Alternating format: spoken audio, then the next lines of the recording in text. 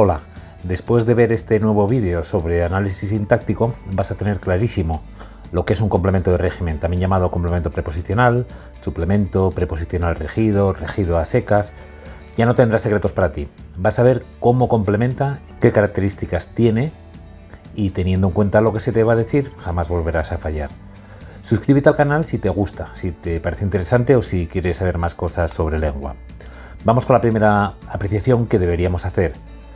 Y lo primero que debemos tener en cuenta, y esto es importantísimo, es que no todos los verbos necesitan o pueden tener el mismo tipo de complementos. No podremos buscar complemento directo a un verbo que está en voz pasiva o, por ejemplo, un atributo a un verbo que no sea copulativo. Pues bien, de la misma manera, no podemos buscar un complemento de régimen a cualquier verbo. Cada tipo de verbo va a tener determinados complementos y va a rechazar otros. Recuerda esto para otros análisis, y es que hay verbos que no pueden tener los complementos que queramos. Sabiendo esto, te ahorrarás muchísimo trabajo en tus análisis. Vamos a ver de qué manera complementa la acción del verbo el complemento de régimen. Vamos a ver qué es lo que aporta, qué plus de significación o de información le da al verbo y vamos a ver qué tipo de verbos pueden llevar complemento de régimen. Pues bien, el complemento de régimen concreta una de todas las posibilidades a las que se podría referir el verbo. Es decir, que el significado de estos verbos que piden, recuerda, piden, es pedido por el verbo, que piden complemento de régimen es tan amplio e impreciso que sin él la información quedaría coja. Quedaría tan incompleta que obligaría al receptor a hacer alguna pregunta y vamos a ver esto con ejemplos. Ante un emisor que nos dice ya he informado, inmediatamente nos quedaremos un tanto sorprendidos y preguntaremos ¿de qué has informado? Y probablemente el emisor nos completaría la información que se expresa en el verbo mediante un complemento. He informado de tu situación.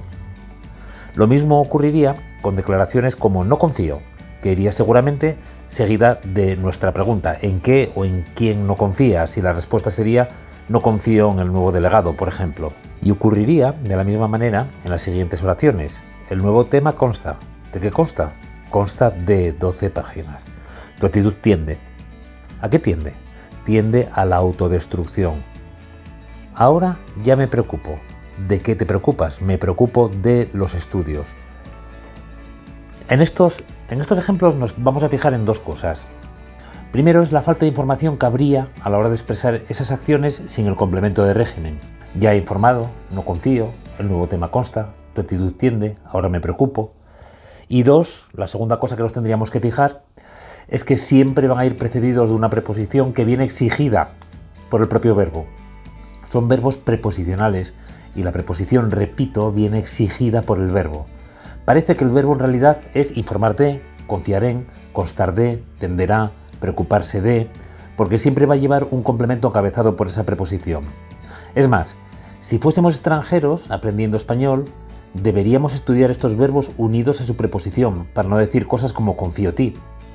De hecho, en las lecciones para aprender español aparecen listas de verbos que exigen ser construidos con una preposición, porque los extranjeros se estudian el verbo y la preposición a la vez.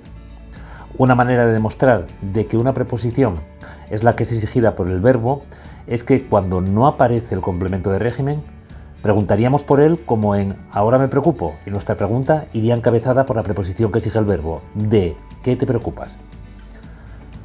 Dentro de estos verbos que llevan complemento de régimen están los verbos pronominales. No todos, pero en un porcentaje altísimo llevan complemento de régimen. Veamos qué es un verbo pronominal. Los verbos pronominales son verbos que obligatoriamente todas las personas han de conjugarse con sus respectivos pronombres personales átonos. Es decir, que en un verbo como acordarse yo no podría decir yo os acuerdo de los deberes, puesto que ese os no concuerda con el verbo en primera persona.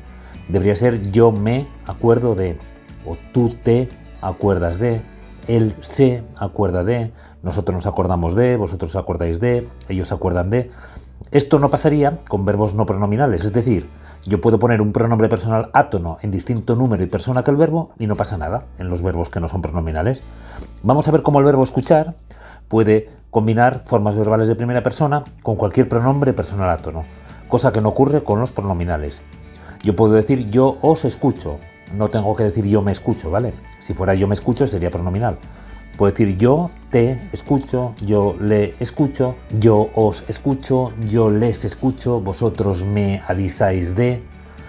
Una de las características de los verbos pronominales es que en su mayoría tienen complemento de régimen. Veamos unos cuantos ejemplos de verbos pronominales y veamos que efectivamente suelen tener ese complemento.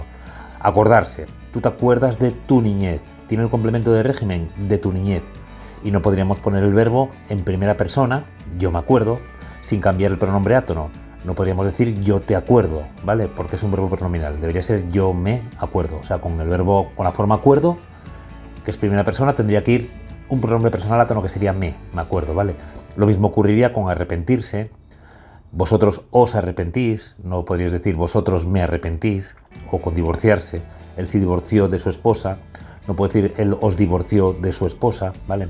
Ocuparse lo mismo, ellos se ocupan de la organización, no puedes decir ellos me ocupan de la organización. Siempre que pusiéramos los verbos en una persona determinada, inmediatamente deberíamos poner en la misma persona y número el pronombre personal átono que les acompaña. ¿De acuerdo? No podríamos decir yo os arrepiento, yo me o vosotros os, ¿vale? Esto sí ocurriría con verbos no pronominales, como por ejemplo avisar. Yo puedo decir yo os aviso, yo le aviso, ¿vale? Bien, vamos ahora con una serie de características de los complementos de régimen que nos pueden ayudar a la hora de identificarlos. Venga, a ver, la primera es que solo tienen complemento de régimen determinados verbos que tienen un significado muy amplio y necesita ser especificado por un complemento que empieza por una preposición que es la que está pidiendo o exigiendo el propio verbo, ¿vale?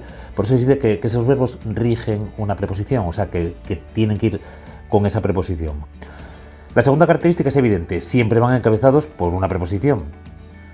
Vamos a ver también cuál va a ser el núcleo de este tipo de complementos. Pues su núcleo va a ser un sustantivo o cualquier sintagma que equivalga a un sustantivo.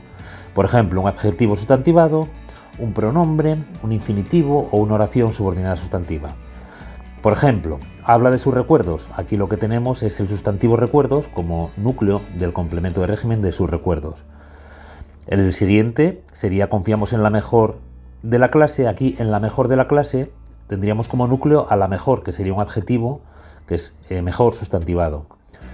En tú enamórate de él, el pronombre él sería el núcleo del complemento de régimen de él. La siguiente sería el tiempo tiende a empeorar. Aquí vemos que el infinitivo sería el núcleo del complemento de régimen, tiende a empeorar.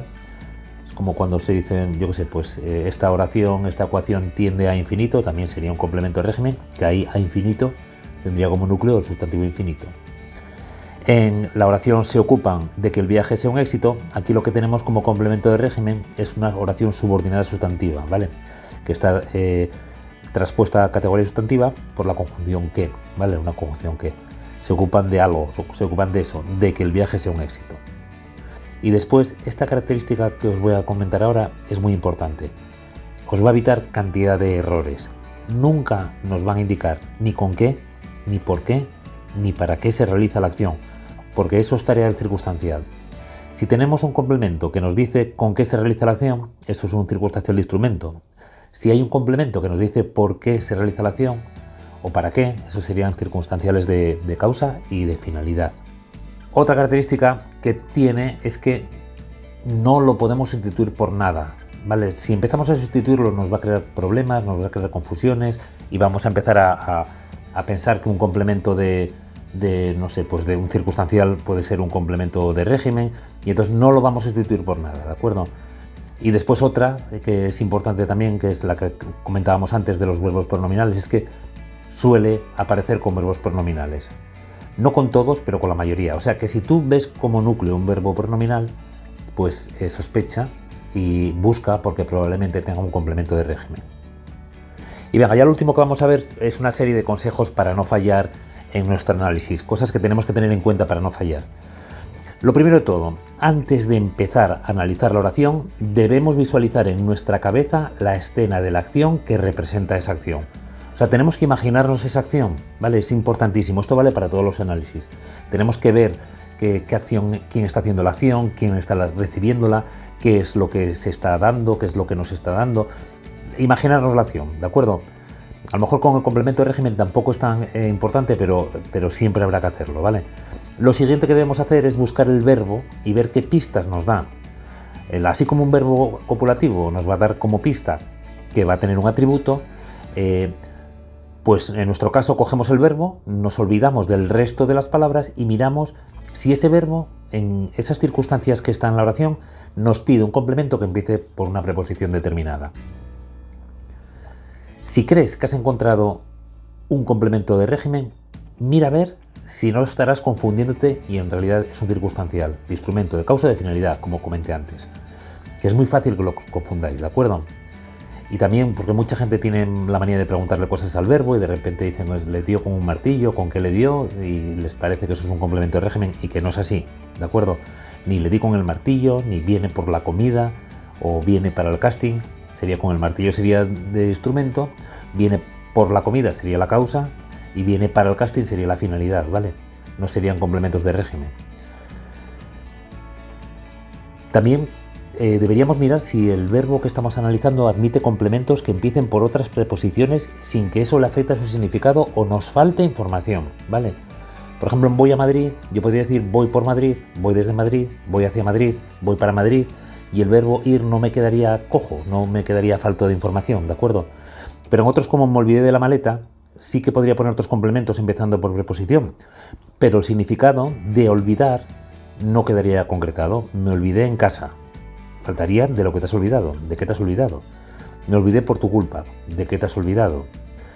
Y bien, esto ha sido todo. Espero que os haya quedado más claro lo que es un complemento de régimen. Si os interesa o queréis saber más sobre sintaxis o morfología, nivel de la ESO, bachillerato, en mi canal tenéis más vídeos sobre estas cuestiones. Muchísimas gracias y espero veros por aquí en el próximo vídeo.